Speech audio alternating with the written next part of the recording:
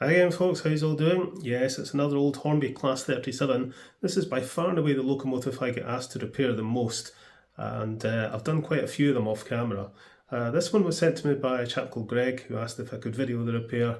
I haven't done one of these with the endoscope though, so I thought, well, yeah, okay, let's do another video on this model. So let's turn on the power. And nothing happens. Seems to be completely dead. So we'll shove her into the shed and do the business. Okay then, the R751, we meet again. Right, we'll open it up and have a look, see why this one's not working. The two things that fail the most on these are the armature and the bearings. There we go. Well, that's why this isn't running. There's no brushes in it. Let's get this clip off. We'll get the motor out. Right, okay, we'll desolder these wires. Get the black wire off. Ooh, there's a lot of solder on that. Right, get that out of the road. So no brushes, but otherwise seems to be in okay condition. The motor housing here, this hole sometimes melts and gets bigger, which results in the brush not pressing against the commutator properly, but that seems to be okay. Let's strip it down. Before I do though, I'll explain how this motor works, because I do get asked a lot about this motor. So it's an armature with two worm gears. All four wheels are conductive. The pickups are split into two halves. This is one, that's the other. There's pickups on each of the wheels, two on each half. The pickup on this side doesn't make contact with the clip. It's insulated by this washer here. And the clip is also insulated from the brush by that insulator there. But the brush makes direct contact with the pickup there. This brush here, which clips, once the clip's in place, makes contact with this, which makes contact with the pickup there. So current is passing through the pickup, through this contact, through the clip to that brush. So it's very important that that contact there makes good contact with that pickup. And equally as important to make sure that this pickup is insulated from everything else. Undo that. It's already loose. That'll go into the sonic cleaner, as will that clip. That fibre insulator. I need to desolder that suppressor as well, forgot about that.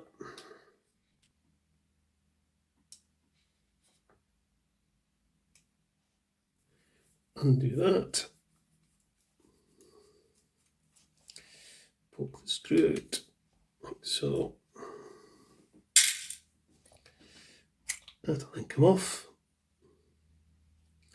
There's a little screw in the top there.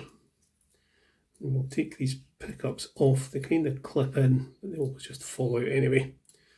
So they'll get a good clean in the sonic cleaner.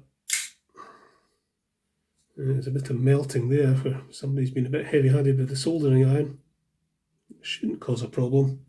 Take the magnet out. Undo these screws to release the wheels.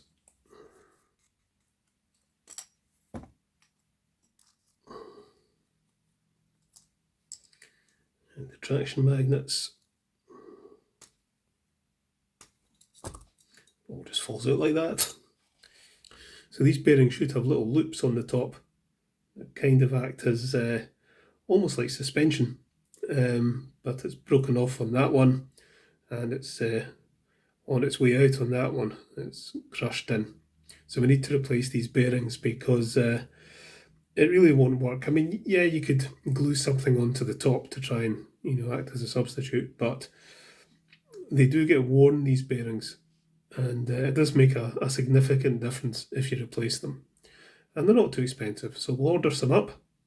Is this armature a good one or a bad one? So we'll do a continuity test between the poles. This should beep. Nothing. Nothing. So it's a dead armature, so we need a new armature and new bearings. Oh dear, don't think I've got one of these, but we'll have a look. So I'll need to do some digging around online, see if I can find a replacement armature. I know I can definitely get the bearings, but yeah, armatures can be hard to come by, but they're often up for sale on eBay. If I don't have a spare, I might have one kicking about, but I don't know if it's a good one or not. But if not, I could possibly send this away and get it rewound. So, get back to this in a few days' time. Righto, a couple of days later, I've got my replacement bearings, and I've found an armature in my spares box that I think is okay. I can't remember where this came from, but it seems to work.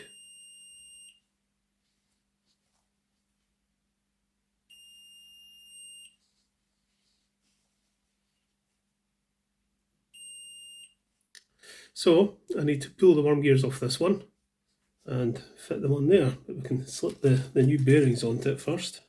So that on there, that one on there. So we just need to pull these worm gears. These always come off quite easily.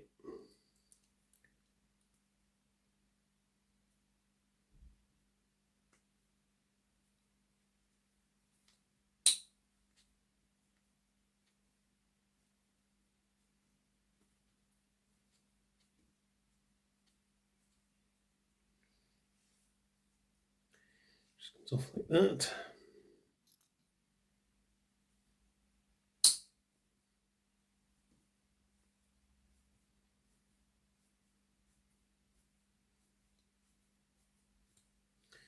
And off that one comes. So I'll hang on to this and see about getting it rewound, because they're getting hard to get on eBay. I emailed Scale Speed about getting a few armatures rewound and was told that they've shut down. So their website's still there, but apparently they've shut down. So I'll need to find another source of rewinding. It's something I would love to have a go myself, but having looked into what's involved, yeah, I'm not sure I really want to go there, but we shall see. Hopefully this will work. Right, we'll pop these on. As we said before, there'll be one end, the holes at either end, one will be bigger than the other on the worm gears. So it should just push on initially, like that, and then we'll squeeze them till the armature shaft is flush with the top of the worm gear at both ends, and then we'll make fine adjustments from there. Right, take that off the end there just now, just so it'll fit in here. These just fit in and no more. I'll give it a squeeze.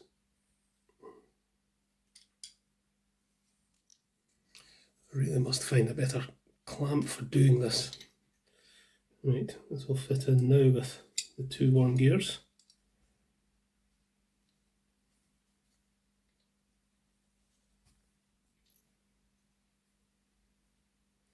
Right, that'll do. So, all my metal bits and bobs have been in the sonic cleaner with the clock cleaning fluid, so they're all nice and shiny and clean. I've cleaned up the wheels, so we can get this back together. Just fit the magnet in loosely, pop the armature in.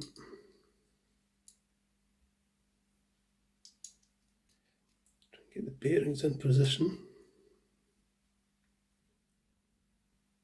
So that's kind of how it should be.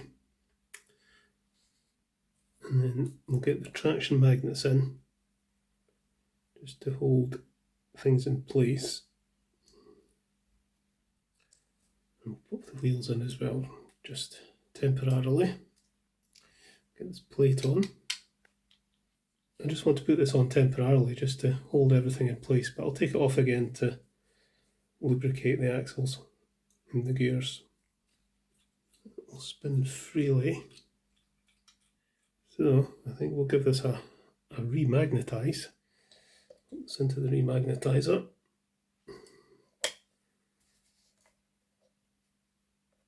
One, two. North is that way. Right, we'll get this on.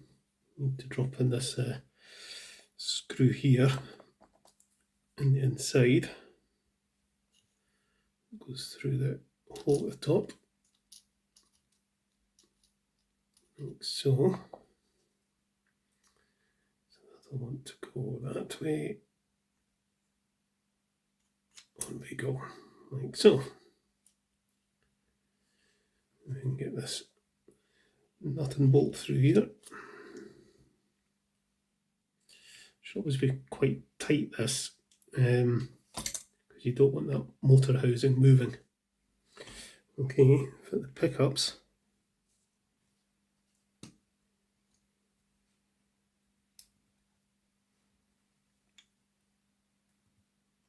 Right, fit this insulator washer. Just go on top of the pickups. Fit the clip.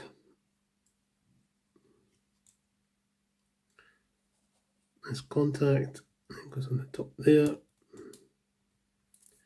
And that's screwed down.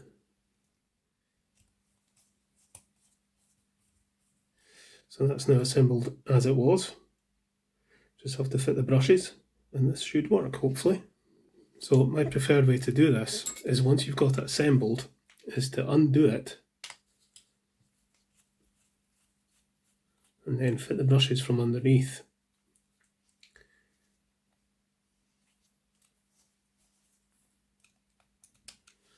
Just take that off again, gently, and then we can fit the brushes from underneath so they engage with the clip.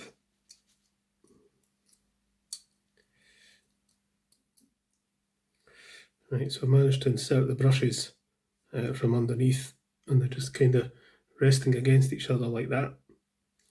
And then what we'll do is very gently ease this back down, and then just tease the brushes either side of the commutator. Lift that up, that will come on. There. And we need to make sure we get that through straight away, otherwise it will just come pinging off.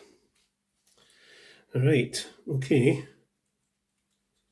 We'll screw that in. Make sure all the pickups are inside the wheels. And we'll get a little insulator on the clip on this side.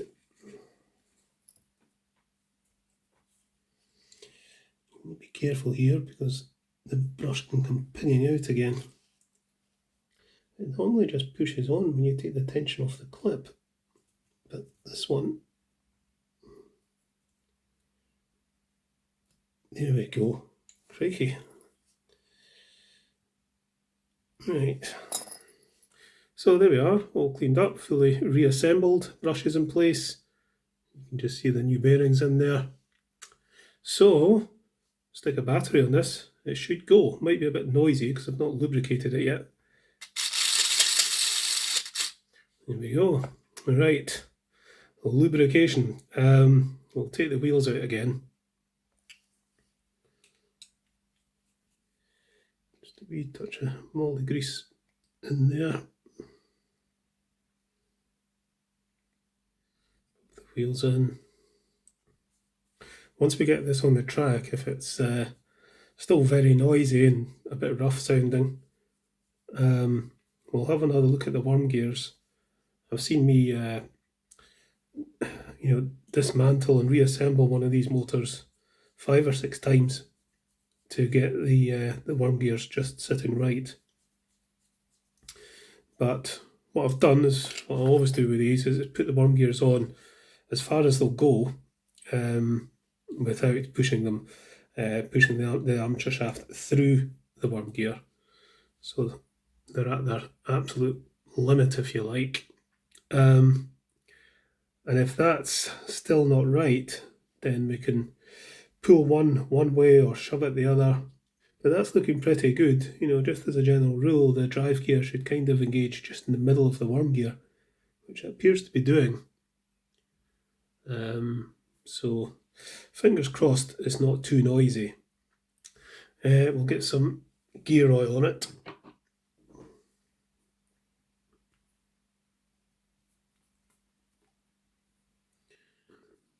I want to oil just in front of that bearing, and just behind that one, and in front of it. So basically you want oil either side of the bearings. Right, how does that sound now? It's a lot better. We'll see how this goes on the test track. Right.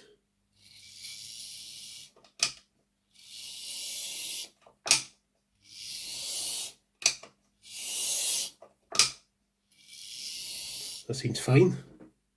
Pleased with that. I've just opened this up again because it's the only way to get oil into the back of the front bearing there. I forgot, it's kind of difficult access. Yeah, it's better. I should say I'm aware that Peter Spares does micromotor conversion kits for these motors, but I think they're about £40 a go, which is a bit much, considering, you know, you can buy an old R751 for between about 35 quid or whatever. So yeah, it's a bit pricey. But a whole replacement motor bogie will cost you 40 odd quid on eBay. So, you know, it's an option, and if you wanted to convert to DCC, it's it's there if you want them. But these can be made to run pretty well. I'm not sure how these convert to DCC. I've had a few people ask me. I have no idea. I'm not a DCC person, but it must be possible. But certainly, I think with the micromotor, conversion kit installed, I'm sure it would be an easier conversion for DCC. Right, okay.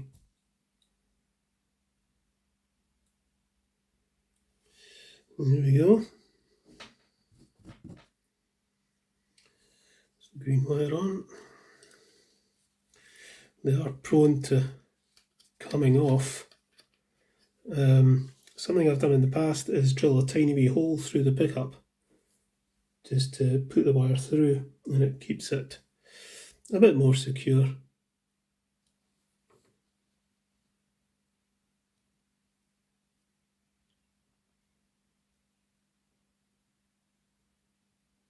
That should be okay.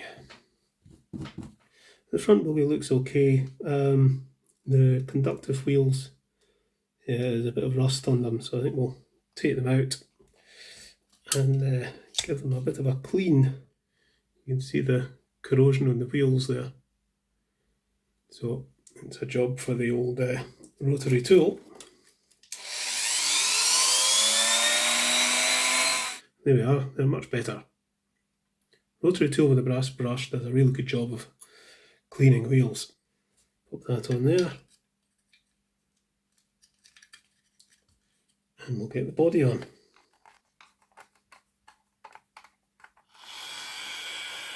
Right, okay, let's go and pull out the shed. Alright, out she comes.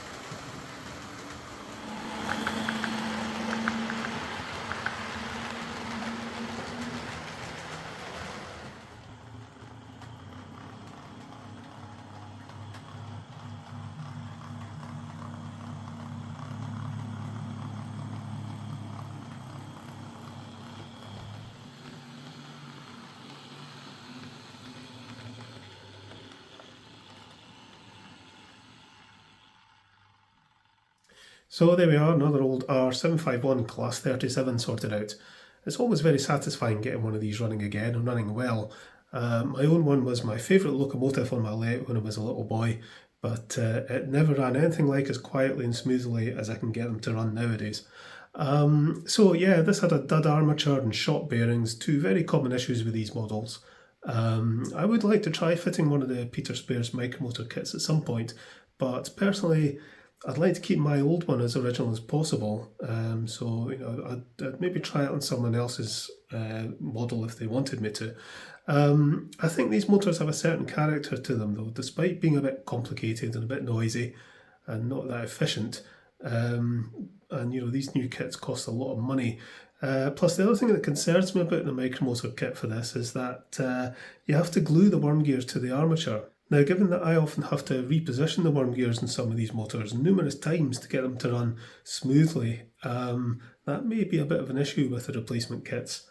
You wouldn't be able to give the worm gears a wee pull or a wee shove to tweak their position, which I don't like the idea of at all.